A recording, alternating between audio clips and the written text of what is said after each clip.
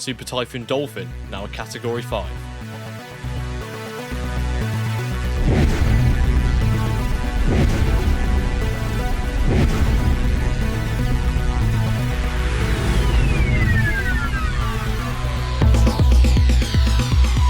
So Dolphin is now a super typhoon, reaching Category 5 status with a position of 16.3 degrees north and 165.9 degrees east. The storm currently has wind speeds of 165 miles per hour and a pressure of 912 millibars. It is moving northwest at 310 degrees at 10 miles per hour, and this is the latest at Wake Island at 12 p.m. in Wake Island time.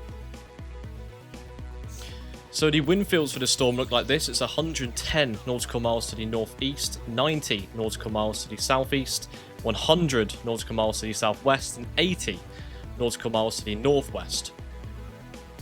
So then the distance in kilometers is this: 339 kilometers from Wake Island, 2,719 from Ogasawara, 2,722 from Iwo Jima, and 3,367 from Tokyo.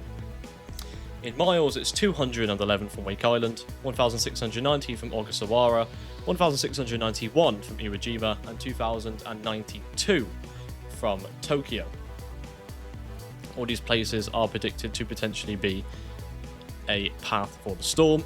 There are no current watches or warnings in place for the storm. However, island nations in the forecast cone may be at risk, and also mainland areas such as Japanese island and the Japanese mainland could also be at risk further down the line as the forecast develops. But at this moment in time, there are no current watches or warnings. So the primary hazard for this storm is flash flooding. The flash flooding is the primary hazard for Super Typhoon Dolphin. Local areas will not be under severe hazards at this current time due to the storm's position. However, chances of flash flooding on various small islands located in the forecast cone could be a threat.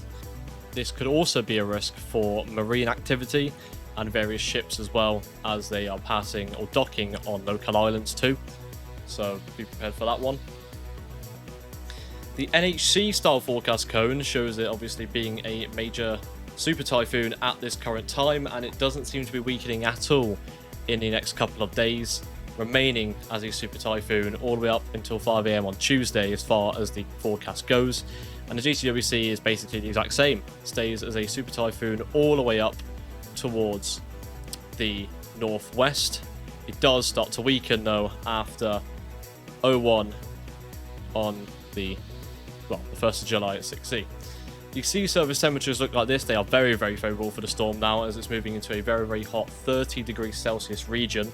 Between 28 and 30 degrees Celsius. It's gone away from that 26 area before. As it moves further northwest, the storm will have a lot of sea surface temperatures to provide for its strength, and would be heavily favourable of the storm once again becoming a very powerful super typhoon in the Western Pacific.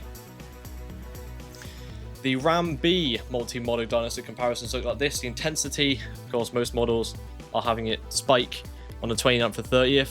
The HFSA have it spiking a lot later than the other models. The deep layer shear is very, very consistent, aside from the ECMF, which does spike and level out across, but it does peak around the 1st and 2nd of August. And then the tracks are very, very consistent, going northwest and slightly going more west-northwest as the track develops further, and the sea surface temperatures are also increasing. The precipitation forecast for Dolphin looks like this. As you can see, there's a lot of rain going into the yellow regions, which you can see on the graph on the right is upwards of 300, 350, 400 inches of rain in the center of the storm. The outer bands don't have too much rain. It's normally in the core of the storm where you like to see most of the precipitation.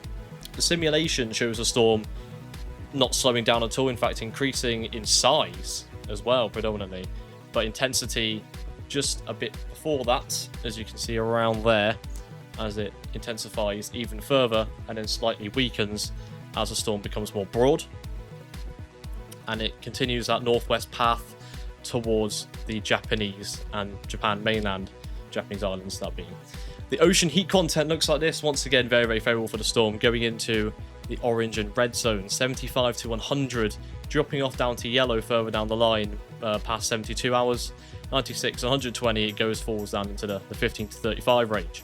So the ocean heat content is very, very favourable for dolphin again also. Now moving on to the satellite imagery, you can see how lovely the storm looks. Look at it now, it is really, really developing. You can see the eye visibly there, right in the centre, very, very circular, very, very strong. Fantastic looking storm when it comes to satellite imagery on visible. You can see, you know, the outer bands as well doing quite well. There is a bit of shear, which you can see off to the left, but I mean, the water vapour shows it even further. However, it is still developing very, very well at this current moment. We will now go through various satellite imageries. I will end my commentary here, and we will go through various satellite imageries, including OTT infrared, ZEHR, AVN, true colour, and that will showcase off the storm furthermore.